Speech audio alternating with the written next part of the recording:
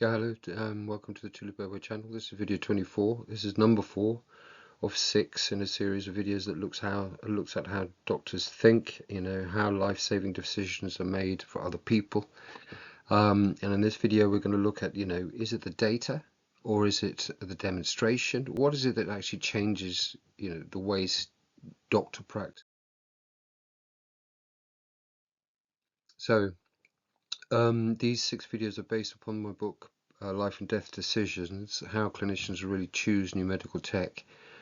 This whole thing was inspired by selling Tulip and having to learn, how do you change something quite as significant as life support. So in medicine, the data matters. If you haven't got it, you're not going to get to the first hurdle, quite frankly.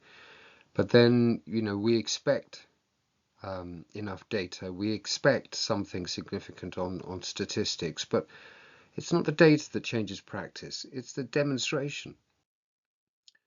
Now, so there is this balance between the evidence and the experience, right? The clinical evidence is just necessary, it's essential, and then that tells us whether this new thing works, but it's not evidence that changes behavior. It isn't numbers and bits of paper. So what happens is that basically a clinician must use it, they must trust it, they must understand it, and they must have experienced it. So demonstration, particularly of a tulip and a mannequin, allowed people to observe that technology in action, right? I don't say anything, they do the deciding, they do the trying, they do the seeing, they do the thinking. Then they extrapolate, okay, this works, but does it fit into my workflow? Does it fit into my anesthetic list? And they start visualizing how it could help them in real situations, in an anesthetic list, in an emergency, in basic life support. So it's when doctors are unable to interact directly with that tech, and then they start persuading and selling to themselves, right? They generate their own arguments for or their own arguments against.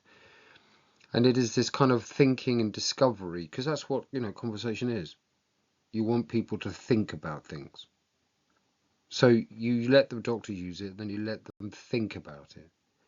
You let them discover, these new meanings, these new abilities for themselves.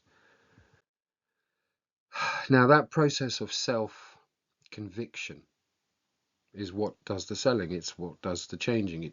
That's what, does the transformation between, one piece of tech and the new piece of tech. This is all based on the book Life and Death Decisions. So truth is perceived, it's felt. All right. So basically allowing processing time through experience and handling allows something to feel real, something credible. It's easy to understand now. I can see it, I can feel it. So when they see a device, a Tulip, working in front of them, it's much more believable because it's just happened. Now, this is basically my beliefs on this, through selling Tulip and what I learned. You forgive me, but nobody taught me this. This is something I observed and understood, and this is what Life and Death Decisions is about. But the very, very similar psychological theory is mirrored in Processing Fluency by Norbert Schwartz. So the sales insight now, okay, so basically it's the demonstrations that work, not the explanations. And what happens is then they have a kind of a visual, tactile file they can rely on when they think, yeah, does it work? Yes, it did. I remember all of this. And it's like when you hear about something in theory, kind of like, so what? So it's only when they feel and see and hear and feel a device working in front of them before they can, really understand it and accept it as real. And that basically, that psychological theory is mirrored in Made to Stick by Chip Heath and Dan Heath.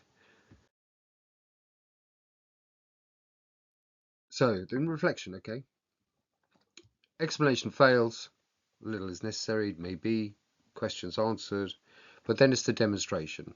All right, that's not because an explanation is wrong, because it isn't. It's usually just too much of it, isn't there?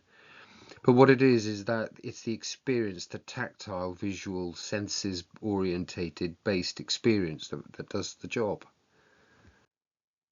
So okay, now this whole principle of let the doctor decide, let the doctor use it, let the doctor sell to themselves, let the doctor compare, stop persuading, stop trying to influence, that principle is something that came out of Tulip sales, right? And it's basically, it enabled it to be put into practice much more effectively. And that's why the book, Life and Death Decisions, was written.